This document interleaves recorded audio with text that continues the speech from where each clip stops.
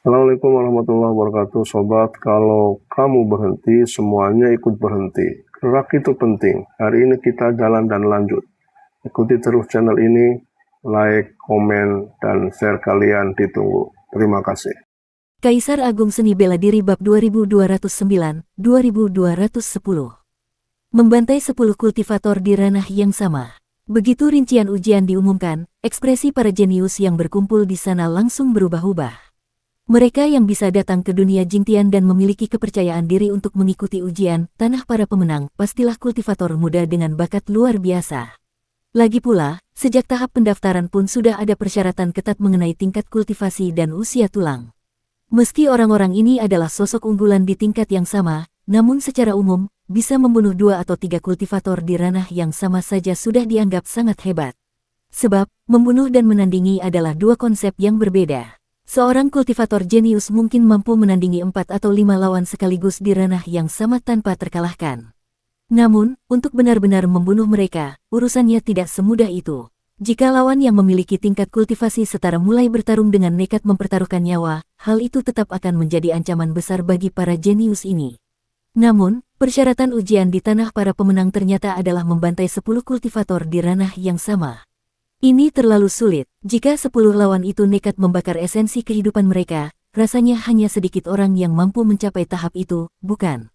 Di sekte, aku sudah menjadi jenius nomor 1, tapi aku hanya sanggup menandingi maksimal 4 orang di ranah yang sama. Kalau soal membunuh, paling banyak hanya 2 orang. Lebih dari itu, aku tidak sanggup lagi. Wajah banyak orang tampak muram. Sebagai seorang jenius, jika mereka gagal melewati ujian tanah para pemenang dan harus pulang begitu saja, tentu itu akan menjadi hal yang sangat memalukan. Semakin jenius seseorang, semakin tinggi pula harga diri mereka, sehingga mereka sangat menjaga reputasi. Di depan gerbang istana, pria kekar yang berdiri tegak layaknya dewa perang itu memasang wajah dingin. Suaranya menggelegar, aku sarankan kalian jangan pernah berharap pada keberuntungan. Karena begitu kalian mengikuti ujian ini, yang akan kalian hadapi adalah pertarungan hidup dan mati yang nyata. Mungkin sebagian dari kalian mengira ujian ini akan dilakukan di dalam sebuah formasi, di mana lawan kalian adalah proyeksi kultivator yang diciptakan oleh energi formasi. Tapi harus kukatakan, pemikiran seperti itu salah besar. Lawan yang kusiapkan untuk kalian adalah para tahanan yang telah dikurung selama bertahun-tahun di negara alam semesta Jingtian. Jika dalam ujian ini si tahanan berhasil membunuh salah satu dari kalian, maka tahanan tersebut akan mendapatkan kebebasan dan juga hadiah. Jadi, begitu ujian dimulai, para tahanan itu akan bertarung mati-matian untuk menghabisi kalian. Sekarang, aku beri waktu 10 helaan napas untuk berpikir. Yang masih ingin ikut bisa tetap di sini, yang tidak bersedia silakan pergi. Begitu waktunya habis, kalian tidak akan bisa mundur meskipun kalian menginginkannya. Sampai di sini, nada bicara pria kekar itu menjadi sangat dingin dan mengerikan. Jelas sekali ini bukan lelucon, ujian ini benar-benar mempertaruhkan nyawa setiap orang yang ada di sana. Apa-apaan ini? Wajah semua orang berubah drastis setelah mendengar aturan ujian tersebut. Benar kata pria itu, banyak yang mengira ujian akan dilakukan dalam formasi dengan lawan simulasi.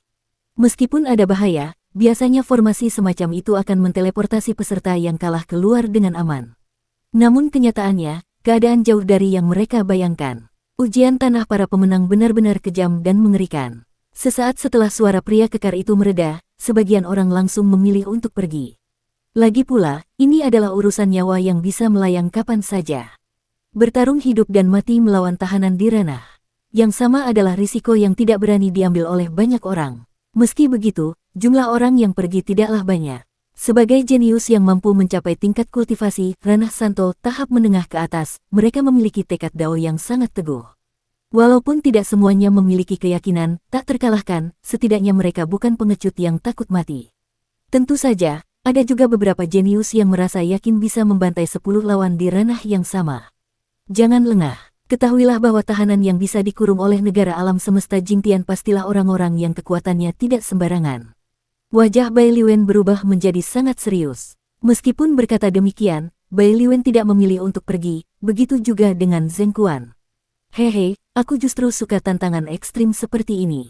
Hanya dengan cara inilah aku mendapatkan tekanan, dan hanya di bawah tekananlah aku bisa menjadi lebih kuat. Zheng Quan berkata sambil tersenyum, meski begitu, sorot matanya menyiratkan keseriusan yang belum pernah terlihat sebelumnya. Suasana di seluruh alun-alun pun terasa sangat mencekam. Sebab semua orang tahu betul bahwa begitu ujian dimulai, tidak ada yang tahu berapa banyak dari mereka yang berdiri di sana saat ini akan tewas begitu saja. Begitulah jalan seorang jenius menuju puncak kekuatan. Sebagai jenius, mereka memang memiliki kualifikasi untuk menjadi orang kuat, layaknya memegang sebuah tiket masuk. Namun di sepanjang jalan ini, akan ada banyak rintangan dan penderitaan. Sangat sedikit orang yang benar-benar bisa mencapai puncak tertinggi. Waktu 10 helaan napas berlalu dengan cepat. Pria gagah di depan gerbang istana menatap orang-orang yang tersisa. Keangkuhan di wajahnya menghilang, berganti dengan seulas senyuman. Bagus, meski mungkin masih ada beberapa dari kalian yang hanya mengandalkan keberuntungan, bagaimanapun juga, keberanian ini patut diacungi jempol. Namaku Wenren San. Sekarang, ujian dimulai. Ini adalah pertama kalinya pria gagah itu menyebutkan namanya. Jelas sekali, sebelumnya ia enggan memperkenalkan diri karena mereka yang bahkan tidak punya keberanian untuk ikut ujian dianggap tidak layak untuk mengetahui namanya. Bersamaan dengan diucapkannya kata-kata itu, tirai cahaya tiba-tiba turun, menyelimuti dan menyegel seluruh alun-alun di depan istana. Tak lama kemudian, sebuah panggung pertarungan bangkit dari tengah alun-alun. Semua orang naik ke panggung sesuai urutan nama ini. Wenren San mengibaskan tangannya dan mengeluarkan sebuah gulungan giok, lalu melemparkannya ke udara. Sebuah proyeksi cahaya terpancar dari gulungan itu, memperlihatkan nama-nama dengan sangat jelas sehingga bisa dilihat oleh semua orang. Nama pertama yang muncul di layar proyeksi itu adalah Eguan.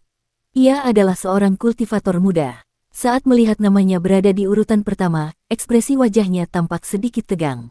Namun, ia segera menekan rasa gugupnya, lalu melompat dan melesat bagai kilatan cahaya menuju panggung pertarungan. Wung, sesaat kemudian, gelombang ruang muncul di atas panggung, dan 10 tahanan dari kerajaan alam semesta Jingtian langsung diteleportasi ke sana. Tingkat kultivasi ke-10 tahanan ini sama dengan Eguan, yaitu tahap akhir alam santo. Sepertinya saat diteleportasi, para tahanan ini sudah tahu apa yang sedang terjadi. Karena ini menyangkut kebebasan mereka, tatapan mata mereka tampak sangat liar dan gila. Serbu. Tanpa ragu sedikit pun, begitu muncul di atas panggung, ke-10 tahanan alam santo itu berteriak serempak.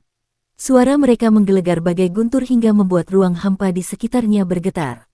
Kultivator muda bernama Eguan itu bereaksi cepat dengan segera mengeluarkan artefak pertahanannya.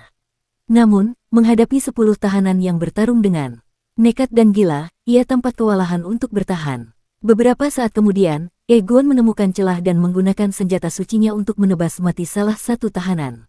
Namun di saat yang sama, ia menunjukkan sedikit celah dalam pertahanannya, membuat 9 tahanan lainnya berhasil menjebol pelindung artefaknya secara bersamaan. Ah! Jeritan pilu membahana di atas panggung. Tanpa perlindungan artefak, Eguan yang harus menghadapi 9 tahanan gila itu langsung hancur tubuh fisiknya hanya dalam satu serangan. Roh sejatinya mencoba untuk melarikan diri, namun salah satu tahanan dengan cepat menangkapnya dan langsung menjejalkannya ke dalam mulut. Seketika, suasana di sekitar panggung pertarungan menjadi hening mencekam. Kekuatan Eguan sebenarnya tidak buruk. Dengan kultivasi tahap akhir alam santo, kekuatannya pasti bisa menandingi seorang santo tingkat puncak. Kultivator di ranah yang sama biasanya dibagi menjadi tingkat biasa, tingkat 1, dan tingkat atas. Bisa melompati level dalam pertarungan sebenarnya sudah melampaui kategori tingkat atas. Meski begitu, saat menghadapi 10 orang dengan level yang sama yang bertarung habis-habisan, ia tetap terbunuh dengan kondisi yang sangat mengerikan.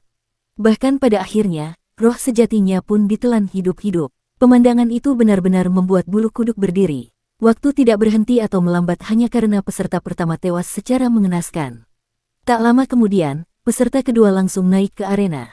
Begitu 10 tahanan muncul setelah diteleportasikan, kultivator muda ini tidak menunggu mereka menyerang. Ia mengambil inisiatif untuk menyerang lebih dulu, sembari memancarkan gelombang kekuatan kultivasi yang dahsyat dari sekujur tubuhnya. Kultivator muda ini sangat ahli dalam teknik pergerakan cepat. Gerakannya luar biasa gesit, baru sebentar saja pertarungan dimulai, ia sudah berhasil memenggal 2 kepala tahanan hanya dengan mengandalkan kecepatannya. "Tahan dia!" teriak salah satu tahanan yang tampak sudah paruh baya. "Baik," jawab yang lain. Para tahanan ini sadar betul bahwa ini adalah masalah hidup dan mati. Tanpa ragu sedikit pun, tahanan lainnya langsung pasang badan untuk melindungi si pria paruhbaya tersebut dan bekerja sama menangkis serangan si kultivator muda. Sesaat kemudian, pria paruhbaya itu mulai membentuk segel tangan. Namun, segel yang ia buat bukanlah segel jurus biasa, melainkan segel formasi.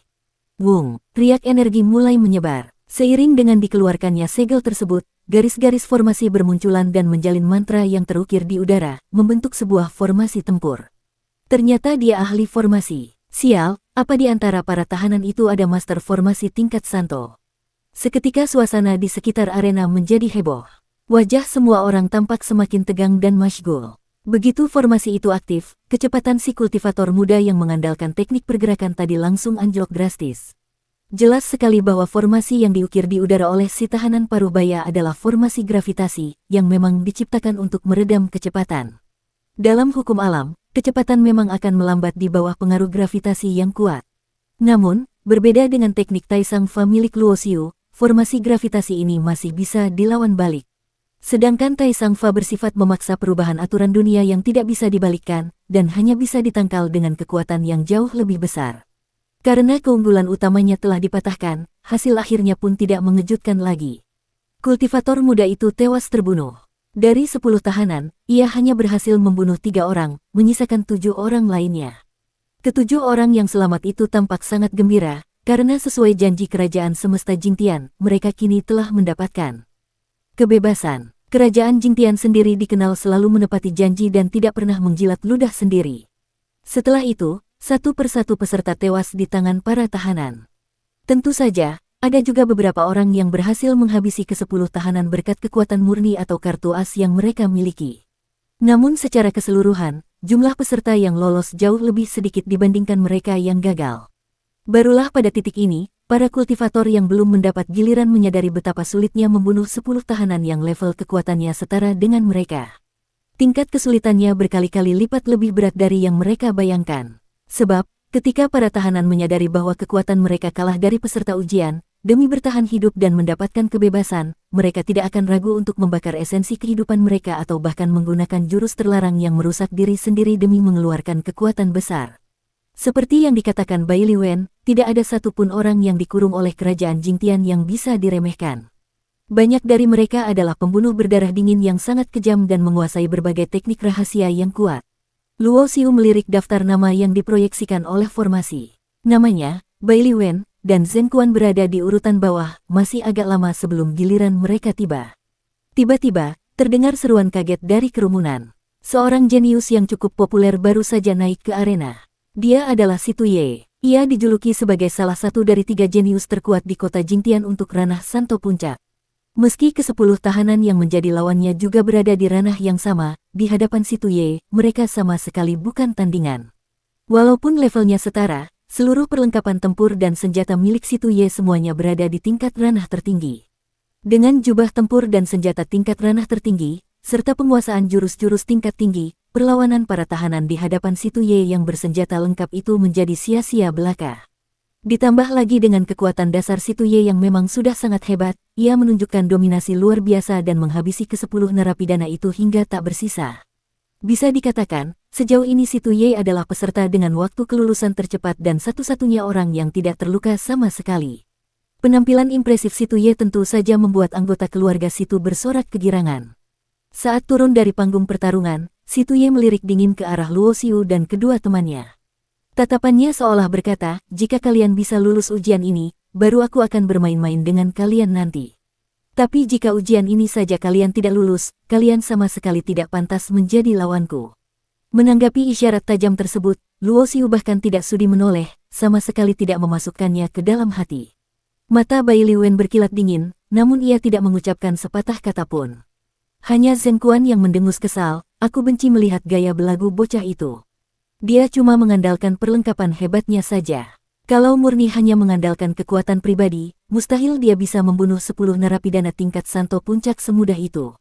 Meski begitu, senjata pusaka dan latar belakang keluarga juga merupakan bagian dari kekuatan seseorang. Hal ini adalah kenyataan yang tidak bisa dibantah oleh siapapun. Sebab dalam pertarungan hidup dan mati, tidak akan ada yang peduli dengan apa yang disebut keadilan, tujuan utamanya hanyalah membunuh lawan.